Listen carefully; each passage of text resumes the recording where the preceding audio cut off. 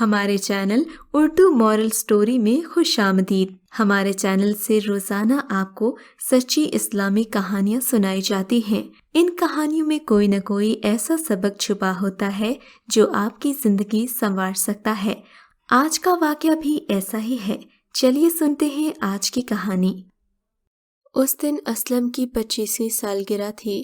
وہ صبح کے وقت اٹھا تو اس کے چہرے پر ایک نامعلوم عزم ابھرا۔ اپنی زندگی کو وہ ختم کر دینا چاہتا تھا۔ اس نے خودکشی کا فیصلہ کر لیا تھا۔ یہ مئی کا گرم دن تھا۔ دھوپ کی شفاف کرنیں کھڑکی سے چھن چھن کر اس کے کمرے میں داخل ہو رہی تھیں۔ وہ غیر ارادی طور پر دھوپ دیکھنے لگا، پھر آنکھیں بند کر کے بستر پر لیٹ گیا۔ کچھ دیر مزید سوچتا رہا۔ آنکھ کھلی تو اپنے آپ سے بولا، مرنے کے لیے ابھی بڑا وقت پڑا ہے۔ آج کے دن مرنا ہے نا، آدھی رات تک جس وقت چاہوں مر سکتا ہوں۔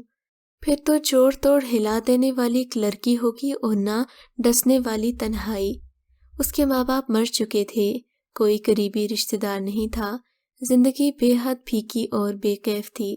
اس میں رنگینی نام کو نہیں تھی، دوست تو شروع سے ہی نہیں تھا۔ سوچتے سوچتے اسے اپنے کھچے ہوئے اعصاب میں اچانک سکون سا محسوس ہوا۔ اس نے پورے دن کا پروگرام مرتب کر لیا۔ یہ اس کی زندگی کا آخری دن تھا۔ بینک میں اس کے 200 روپے جمع تھے، وہ ان سب کو نکال لے گا۔ رات کے 7 بجے تک شہر کے بہترین ہوٹل میں رہے گا، جو چاہے کھائے گا۔ آج وہ اس ہوٹل میں نہیں جائے گا جہاں اسے ہر روز سڑا ہوا کھانا اور بدمزہ چائے ملتی تھی۔ آج کا دن وہ پوری بے فکری سے گزارے گا، کیونکہ اب تو وہ اس دنیا میں آئے گا ہی نہیں۔ یہ بھاری بھرکم دن اور رات اسے مزید پریشان نہیں کریں گے۔ اچانک اس کے ذہن میں ایک اور خیال ابھرا۔ وہ نہ جانے کیوں اٹھ بیٹھا اور سیدھا ہوٹل کی طرف آیا۔ بہترین کمرے کا آرڈر دیا اور اس کے حسین و جمیل برآمدے میں ٹھاٹھ سے ٹہلنے لگا۔ وہاں بیٹھے رسالوں کی ورق گردانی کرنے لگا۔ بے فکری سے ادھر ادھر گھومے پھرے گا اور اپنی زندگی کا آخری دن اچھے سے جیے گا۔ اس نے ایسا ہی کیا۔ اپنے خیالوں سے باہر آیا، عمدہ کپڑے نکالے، اہتمام سے نہایا، تیار ہوا، بینک سے پیسے نکلوائے اور شہر کے سب سے بڑے ہوٹل میں پہنچا۔ اس قدر شاندار جگہ اس نے خواب و خیال میں بھی نہیں دیکھی تھی۔ اسے نہایت آرام دہ اور پرتکلف کمرہ دیا گیا۔ وہ باری باری تمام کرسیوں پر بیٹھا، موٹے موٹے نرم تولیوں کو سہلانے لگا۔ اس کے دل میں عجیب سی خوشی پھوٹتی ہوئی محسوس ہوئی۔ اس نے بیرے کو عمدہ کھانے کا آرڈر دیا۔ ایسا لذیذ اور خوش رنگ کھانا اس نے پہلے کبھی نہیں کھایا تھا۔ کھانا کھا کر وہ نیچے اتر آیا، ایک رسالہ خریدا اور آرام دہ کرسی پر بیٹھ کر بڑی شان سے قیمتی سگار پینے لگا۔ ارد گرد بیٹھے لوگوں کو بڑی دلچسپی سے دیکھتا رہا۔ اس سے پہلے اس نے کسی کو نظر بھر کر بھی نہیں دیکھا تھا۔ بے حد شرمیلے اور جلد گھبرا جانے والے اسلم میں یہ خواہش ابھر رہی تھی کہ وہ لوگوں کے قریب جائے اور ان سے باتیں کرے۔ زندگی اب اسے بے حجاب نظر آنے لگی تھی۔ شام کے 4 بج رہے تھے۔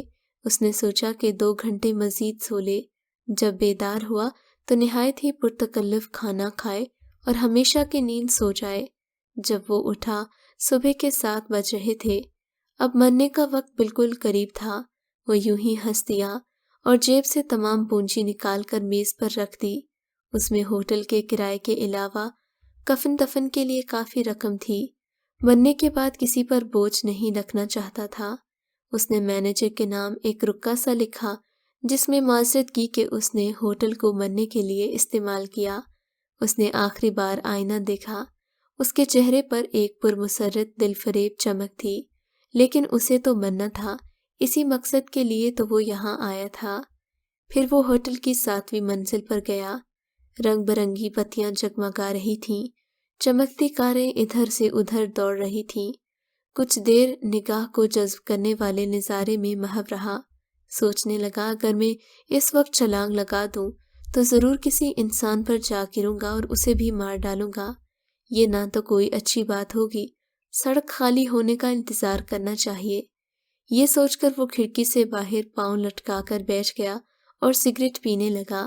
شام کی خنک ہوا کے جھونکے اس کے چہرے سے اٹکیلیاں کرنے لگے۔ جلد ہی اسے تلخ ماضی کی یادوں نے آ گھیرا۔ زندگی کا بوجھ اس کے جسم اور روح کو بے دم بنا رہا تھا۔ یوں لگا جیسے وہ مایوسی کے قبرستان میں داخل ہونے لگا ہے۔ السلام علیکم، کسی کی محبت بھری آواز آئی۔ اسلم اس آواز پر چونک پڑا۔ دائیں جانب ساتھ والی کھڑکی میں ایک سانولے رنگ کا خوبصورت نوجوان اسی کی طرف ٹانگیں لٹکائے بیٹھا ہوا تھا۔ اچھا، تو آپ نیچے تشریف لے جا رہے ہیں؟ اجنبی نے گہری بستی کی جانب اشارہ کرتے ہوئے کہا۔ بہت اچھا ہے، میں بھی وہیں جا رہا ہوں، بہت اچھا وقت گزرے گا۔ اسلم نے بھرپور نگاہ ڈالی۔ اجنبی کا چہرہ خوشیوں سے دمک رہا تھا۔ اس کی مسکراہٹ سے وہ ہرگز بھی کوئی عام آدمی نہیں لگتا تھا۔ تم کیوں خودکشی کرنا چاہتے ہو؟ اسلم نے اجنبی سے پوچھا تھا۔ یہ سوال تو میں آپ سے بھی پوچھ سکتا ہوں۔ اسلم نے اجنبی کو اپنی مایوسی کی داستان سنائی۔ نوجوان خاموشی سے سنتا رہا۔ جب اسلم اپنی داستان غم ختم کر چکا تو وہ غم گساری میں ڈوبتے ہوئے بولا، مجھے تمہاری باتیں سن کر بہت دکھ ہوا ہے۔ اس بات کا رنج ہے کہ تم 25 سال اندھے بنے رہے۔ تم نے اس حسین کائنات کو بھی دیکھنے کی کوشش نہیں کی۔ ذرا دیکھو تو صحیح، زندگی کہاں پھوٹ رہی ہے۔ یہ کہکشاں، یہ ستارے، یہ بادلوں کے سفید ٹکڑے، یہ چاند کی کیف آور چاندنی، کیا یہ آنکھوں میں کیف نہیں بھر رہی؟ کیا تم کھیتوں، جنگلوں اور میدانوں کی طرف محض گھومنے کی خاطر نکلے ہو؟ کسی لائبریری میں جا کر اچھی سی کتاب پڑھی ہے؟ کیا کبھی کسی ٹیلے پر بیٹھ کر ڈوبتے سورج کی رعنائیوں کو اپنے اندر سمونے کی کوشش کی ہے؟ اوہو، تم تو ناراض ہونے لگے میری باتوں سے۔ مجھے تفصیل میں جانا نہیں چاہیے تھا، صرف اتنا بتا دو، تم نے کبھی اللہ کے بارے میں سوچا ہے؟ اسلم گہری سوچ میں ڈوب گیا اور پھر بولا، نہیں، میں نے کبھی ایک دعا بھی نہیں مانگی۔ ان باتوں میں حقیقت ہی کیا ہے؟ اجنبی نے ذرا تیز لہجے میں کہا، شاید تمہیں کسی چیز کی حقیقت نظر نہیں آئے گی کیونکہ تمہارے اندر حقیقت نہیں ہے۔ تم اپنی ذات کے خول سے باہر نکلو تاکہ تمہیں اس کائنات کی وسعتوں کا اندازہ ہو۔ سلیم نے یوں محسوس کیا جیسے اس کے دل میں ایک ہنگامہ اٹھ کھڑا ہوا ہے۔ نوجوان کی آواز پھر گونجی تھی، تم زندہ رہنے سے خوفزدہ تھے، بزدل تھے، اب بھی بزدل ہو۔ اسلم کے دل میں انقلاب آ گیا تھا۔ اجنبی کی باتیں سن کر وہ حیرانگی میں ڈوب گیا۔ مگر تم بھی تو خودکشی کرنے لگے تھے۔ جب دنیا میں تمہاری ایک بہن ہے تو پھر تم کس کے لیے خودکشی کا خیال ذہن میں لا رہے ہو؟ میں تم سے التجا کرتا ہوں کہ اپنی بہن کی خاطر تم اس خیال سے باز آ جاؤ۔ اچھا چلو، میں خودکشی نہیں کرتا، اپنے کمرے میں چلا جاتا ہوں۔ اللہ تمہیں زندہ رہنے کی آرزو عطا کرے۔ یہ کہہ کر وہ اپنے کمرے میں آ گیا۔ اسلم بھی اپنے کمرے میں چلا گیا۔ اسے اپنے دل میں زندگی کی نئی امنگ ابھرتی ہوئی محسوس ہوئی۔ کمرہ حسین لگنے لگا۔ ہاں ٹھیک تو ہے، اس کے سامنے روشن مستقبل تھا۔ وہ کل ہی اپنی نئی زندگی کا آغاز کرے گا۔ اسے نقشے بنانے میں مہارت حاصل تھی۔ وہ ایسا ہی کوئی کورس کرنا چاہتا تھا۔ یہی سوچ کر وہ تیزی سے نیچے اترا۔ بک سٹال پر سٹول پر ایک لڑکی بیٹھی ہوئی تھی، چہرہ غمگین، آنکھیں اداس، بار بار اپنے بالوں میں انگلیاں پھیر رہی تھی۔ اسلم کو دیکھ کر لڑکی کی آنکھیں چمک اٹھیں، وہ معصوم لگ رہی تھی۔ میں اوپر کمرے میں تھا تو میری نظر تمہارے بھائی پر پڑی، وہ بھی ساتھ والے کمرے کی کھڑکی سے نیچے جھانک رہا تھا۔ ہم باتیں کرنے لگے۔ اس کا نام ارشد ہے نا؟ اسلم کہتے کہتے رک گیا۔ لڑکی یکلخت کھڑی ہو گئی، چہرہ زرد پڑ گیا۔ اسلم کو وہ پھٹی پھٹی نظروں سے دیکھنے لگی۔ میرا بھائی؟ تم میرے بھائی سے ملے ہو؟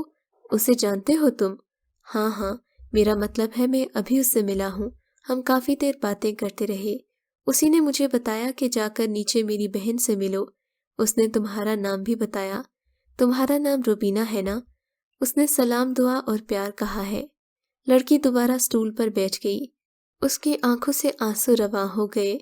روبینہ نے سسکیاں لیتے ہوئے کہا، میرا اپنا بھائی، زندگی کا واحد سہارا۔ وہ 4 روز قبل ٹریفک کے حادثے میں ہلاک ہو گیا تھا۔ پولیس اس کی لاش گھر لے آئی۔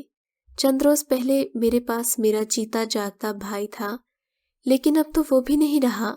وہی تو میرا سہارا تھا۔ اسلم ہکا بکا رہ گیا۔ کوئی غلط فہمی معلوم ہوتی ہے۔ میرے کمرے کے ساتھ والے کمرے کا نمبر 332 ہے۔ میں مینیجر کے کمرے میں جا کر پوچھتا ہوں کہ اس کمرے میں کون رہتا ہے۔ اسلم کی بات سن کر مینیجر اسے یوں دیکھنے لگا جیسے وہ پاگل ہو۔ کمرہ نمبر 332 تو خالی پڑا ہے۔ اس کے مکین 7:30 بجے ہی اسے خالی کر گئے تھے۔ ٹھہرو، میں فون کر کے معلوم کرتا ہوں۔